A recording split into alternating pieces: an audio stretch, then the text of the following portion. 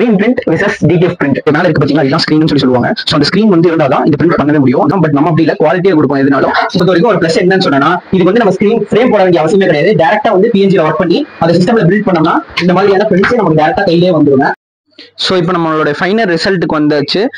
Hello friends, இன்னைக்கு நம்ம என்ன வீடியோ பார்க்க போறோம் அப்படின்னா, screen print versus TTF print. நிறைய பேர் கேட்டிருந்தீங்க ஸ்கிரீன் பெஸ்டா இல்ல டிடிஎஃப் பெஸ்டான்னு சொல்லிட்டு. அதை தான் இந்த வீடியோவில் நான் சொல்ல போறேன். நம்மளோட யூடியூப் பேஜுக்கு சப்ஸ்கிரைப் பண்ணிக்கோங்க, ஏன்னா இந்த மாதிரியான நிறைய கண்டென்ட்ஸ் நம்ம பண்ணிக்கிட்டே இருப்போம். ஸோ உங்களுடைய சப்போர்ட் எனக்கு எப்பவுமே வேணும், அதனாலதான் சப்ஸ்கிரைப் பண்ணிக்கோங்க.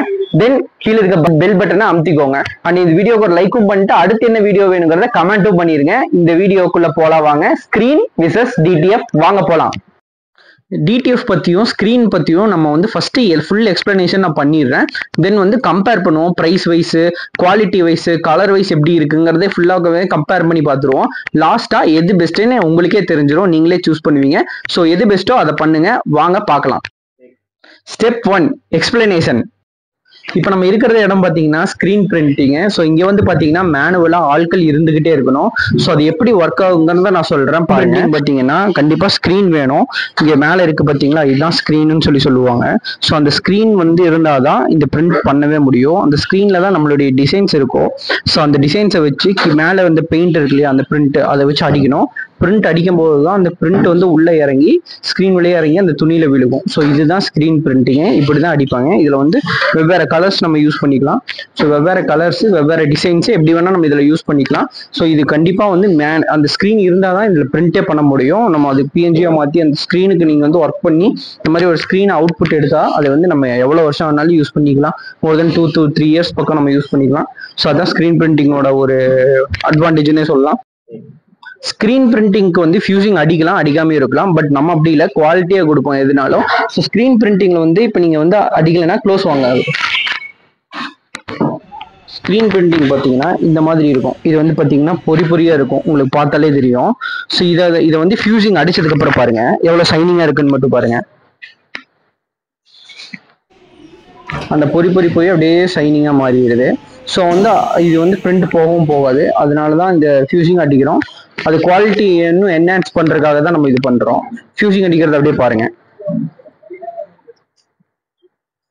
பிரிண்ட் ஆல்ரெடி அடிச்ச பிரிண்ட் தான், அது மேல வச்சு நம்ம வந்து ஜஸ்ட் ஹீட் மட்டும் பண்றோம். ஹீட் மட்டும் பண்ணி அந்த ஷைனிங்கையும் அந்த பிரிண்டோட வேல்யூவையும் இன்னும் கூட்டுறோம். அதான், வேற ஒன்றும் இல்லை.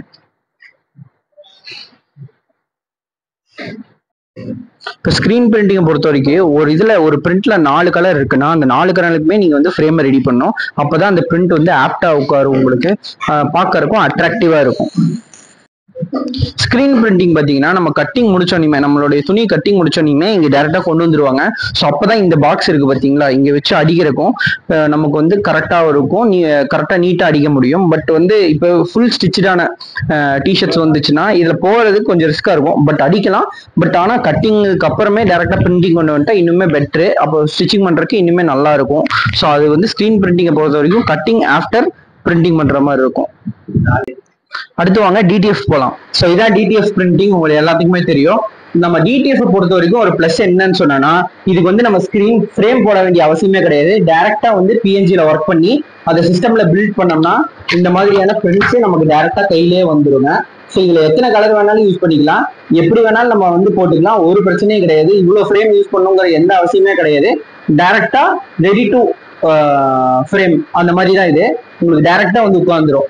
ஸ்டிக்கர்ஸாக வெளியே வரும், உங்களுக்கு பார்த்தாலே தெரியும். மீட்டரா உங்களுக்கு ஸ்டிக்கர்ஸ் வந்துகிட்டே இருக்கும். உங்களுக்கு எவ்வளவு பிரிண்ட்ஸ் வேணும்னாலும் சரி நீங்க வந்து அடிச்சுக்கலாம். இதோட இன்னொரு பிளஸ் என்னன்னா, நீங்க பிரிண்ட் எடுத்து வச்சுக்கிட்டு அப்புறம் கூட நீங்க யூஸ் பண்ணிக்கலாம். வெறும் ஹீட் பிரஸ் பண்ணா மட்டும் போதும், உங்களுக்கு டேரக்டா பிரிண்ட் வந்து வரும். ஸோ மோஸ்ட்லி வந்து இது வந்து யூசர் ஃப்ரெண்ட்லின்னு கூட சொல்லலாம்.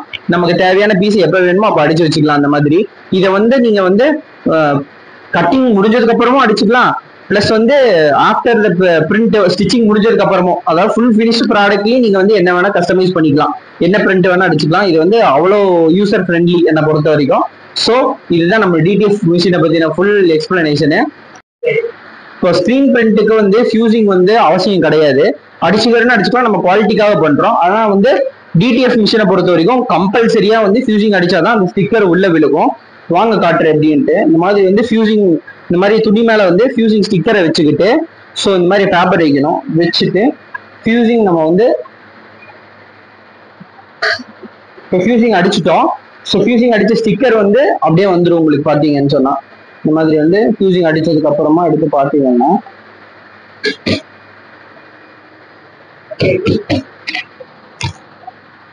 ஸோ இந்த மாதிரி அவுட்புட் வந்து இப்படி உடனே இன்ஸ்டன்டா உங்களுக்கு அவுட்புட் கிடைச்சிரும். ஸோ இதுதான் இதோட பிளஸ். Step 2 comparison. இப்போ கம்பேரிசன் சொன்னேன் இல்லையா, வாங்க 2 சிமிலரான பிரிண்ட்ஸ் எடுத்திருக்கேன். ஸோ இதில் வந்து பார்த்தீங்கன்னா அப்ராக்சிமேட்டாக ஒரு 3 to 4 கலர்ஸ் இருக்கும். ஸோ இதுக்கும் அதுக்கு என்ன டிஃப்ரெண்ட்னு நான் சொல்லிடுறேன். இதை வந்து நீங்கள் சிங்கிள் பிரிண்ட்லேயே வந்து எடுத்துக்கலாம், எந்த பிரச்சனையும் கிடையாது. பட் ஆனால் இதுக்கு வந்து பார்த்தீங்கன்னு சொன்னீங்கன்னா நீங்கள் வந்து 4 டைம் ஃப்ரேம் போடணும், அந்த 4 டைமும் இது பண்ணணும், பெயிண்ட் பண்ணணும். ஸோ அப்போ தான் உங்களுக்கு இந்த அவுட்புட் உங்களுக்கு கிடைக்கும். ப்ளஸ் வந்து இந்த இது பார்த்தீங்க பிரிண்ட் பார்த்தீங்கன்னா தெரியும், ரொம்ப 3D எஃபெக்ட் உங்களுக்கு அவ்வளோவா கொடுக்காது, ஒரு நார்மல் பிரிண்ட் மாதிரி தான் இருக்கும். பட் இதுல அப்படி கிடையாது. இதுல வந்து உங்களுக்கு அந்த 3D எஃபெக்டை கொடுத்துரும், பார்க்கறதுக்கு ரொம்ப அட்ராக்டிவாகவும் இருக்கும். இப்போ காஸ்ட் வைஸ் பார்த்தோம் அப்படின்னு சொன்னா இதுக்கு வந்து என்ன காஸ்ட் ஆகும் அப்படின்னா ஸ்க்ரீனுக்கான காஸ்ட் தான் நமக்கு வந்து ஜாஸ்தியா வரும். மிச்சபடி வந்து பார்த்தீங்கன்னா அந்த பெயிண்ட் அடிக்கிறதுக்கும் அந்த இதுக்கெல்லாம் வந்து கம்மியாக தான் இருக்கும் காஸ்ட் வந்து. Step 3 final result. ஸோ இப்போ நம்மளோட ஃபைனல் ரிசல்ட்டுக்கு வந்தாச்சு. நான் வந்து உங்களுக்கு என்ன சஜஸ்ட் பண்ணுவேன்னா, நீங்கள் பல்காக அடிக்கிறீங்க அப்படின்னா உங்களுக்கு நான் ஸ்க்ரீன் பிரிண்டிங் சஜஸ்ட் பண்ணுவேன். ஏன்னா அது காஸ்ட் வைஸ் கம்மி, பட் உங்களுக்கு வந்து அதோட ஒர்க் ஜாஸ்தி. பட் ஆனால் காஸ்ட் வைஸ் கம்மிங்கிறதுனால உங்களுக்கு பல்காக போகிறங்காட்டியே உங்களுக்கு ஸ்க்ரீன் பிரிண்டிங் கரெக்டாக இருக்கும். இல்லை நான் வந்து ஸ்டார்ட் அப் எனக்கு இப்போ தான் கரெக்டாக வருது அப்படின்னு சொன்னீங்கன்னா நீங்கள் டிடிஎஃப் போய்க்கலாம், அது உங்களுக்கு பெட்டர்.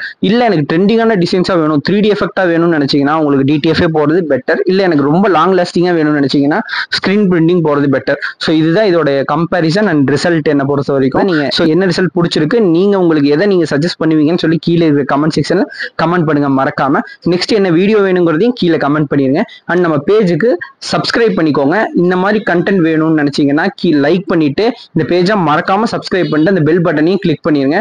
நெக்ஸ்ட் வீடியோல சந்திப்போம். பாய்.